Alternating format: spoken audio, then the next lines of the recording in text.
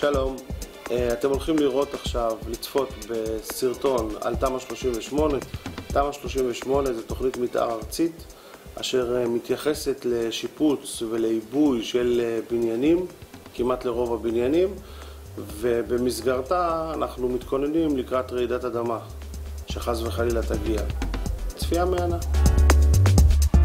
אגף הנדסה פתח את שעריו לכל תושבי העיר וגייס את רוב משאבי הכוח שלו על מנת לקדם תוכניות לחיזוק מבנים לרעידות אדמה. התוכנית שקידמנו באגף הנדסה מאפשרת לקדם תוכניות לחיזוק רעידות אדמה באופן כלכלי, והאמצעי של התוכנית הזו מאפשר לא רק חיזוק לרעידות אדמה אלא גם להתחדשות עירונית על ידי שיפוץ המבנים בעיר בת ים.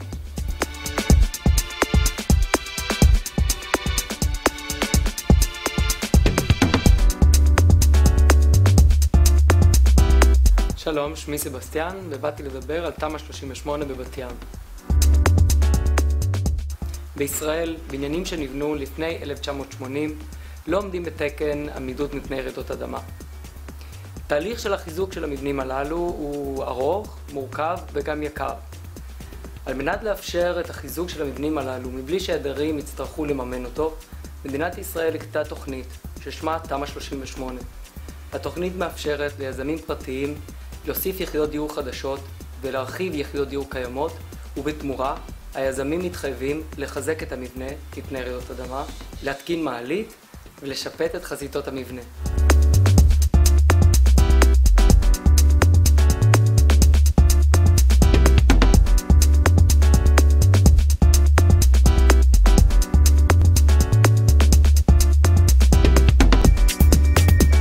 מי זכאי? כל מבנה מעל 2 קומות, שבנוי ב-400 מטר רבוע לפחות, ושנבנה לפני 1980. כמה קומות אפשר להוסיף? באופן עקרוני ניתן להוסיף קומה אחת פלוס חדרי יציאה אל הגג.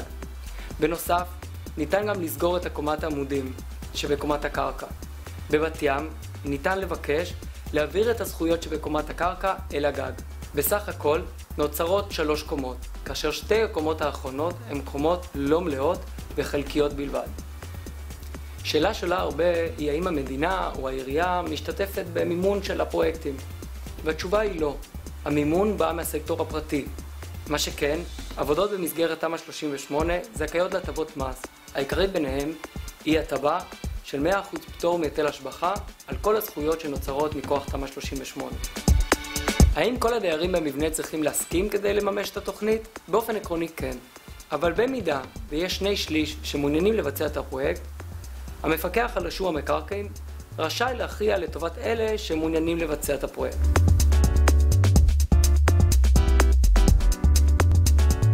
אז איך מתחילים? השלב הראשון הוא לבחור קבלן. פונים למספר קבלנים בבקשה לקבל הצעות. המחיר כאן הוא לא רלוונטי, ולכן צריך למצוא קבלן אמין שנותן את ההצעה הטובה ביותר. וחשוב מאוד לא להסתפק אך ורק בהצעה אחת, אלא לקבל כמה הצעות ולהשוות ביניהן. את הקבלנים שנתנו את ההצעות הטובות ביותר, אותם צריך לבדוק לעומק. לדעת איזה פרויקטים נעשו בעבר על ידי הקבלנים, לדבר עם דיירים שהיו מעורבים בסוג כזה של פרויקטים, וכך לקבל החלטה מושכלת. חשוב לוודא שהקבלנים הם קבלנים רשומים. לעיריית בת ים אין אפשרות להמליץ על קבלן כזה או אחר, אבל היא פועלת בשיתוף פעולה הדוק עם איגוד הקבלנים תל אביב-יפו בת ים, שברשותה רשימה של קבלנים רשומים שמעוניינים לבצע פרויקטים של תמ"א 38 בבת ים.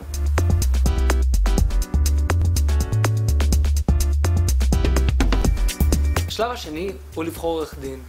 עורך דין הוא זה שייצג אתכם בעת חתימת ההסכם. המימון לעורך דין יגיע מידי היזם. על מנת להבטיח שהעורך דין מייצג את האינטרסים שלכם, יש לדאוג שהבחירה של העורך דין נעשה בצורה חופשית ובלתי תלויה בקבלן. בנוסף, זכותכם לבחור מפקח על הבנייה מטעמכם. חשוב לעגן זכות זו כבר בהסכם הנחתם מול הקבלן. לאחר חתימת ההסכם מתחיל שלב התכנון. שלב זה יכול לקחת בין חצי שנה לשנה. שלב התכנון מורכב מגיבוש התוכנית והגשתה לאגף הנדסה בעיריית בת ים. לאחר בדיקת התוכנית מקבל היזם נוסח המפרט מהי מהות הבקשה. חובתו של היזם לפרסם נוסח זה, וכך לאפשר גם לבעלי הדירות וגם לגובלים בתוכנית להביע דעתם בוועדה לתכנון ובנייה בבת ים. השלב הבא הוא דיון בוועדת המשנה לתכנון ובנייה בבת ים. שם הבקשה נידונה והוועדה רשאית לאשר אותה, לדחות אותה או לאשר אותה בתנאים מסוימים. להשלמת תהליך התכנון נדרש המתכנן למלא אחר דרישות הוועדה. רק לאחר הוצאת היתר בנייה ניתן להתחיל בעבודות הבנייה. בעיריית בת ים מקפידים שתהליך הבנייה מתחלק לשניים. קודם מחזקים ואחר כך בונים. רק לאחר השלמת החיזוק ניתן לבנות את יחידות הדיור החדשות.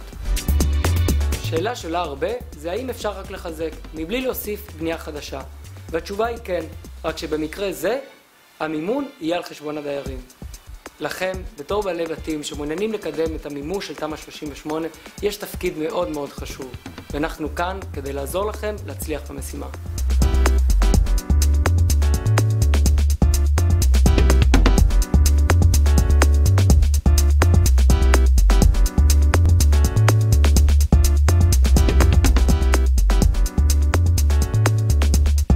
תמ"א 38 זה האתגר והמפתח שלנו לשפר את פני העיר בת ים, לתת תחושה של ביטחון לכם התושבים ולייצר מציאות אחרת. צריך להבין שבשביל לייצר פרויקט משותף, כל צד צריך לוותר קצת. אז אני לא מציע לכם להתפשר על עניינים של חוזק המבנה או על דברים שהם קריטיים, אבל הדברים הפחות קריטיים צריך ללכת ולהתפשר. אני חושב שבסוף היום התוכנית הזאת בעשור הקרוב תאפשר לנו לייצר בת ים יפה יותר, פורחת יותר ובעיקר בטוחה יותר. תודה רבה לכם.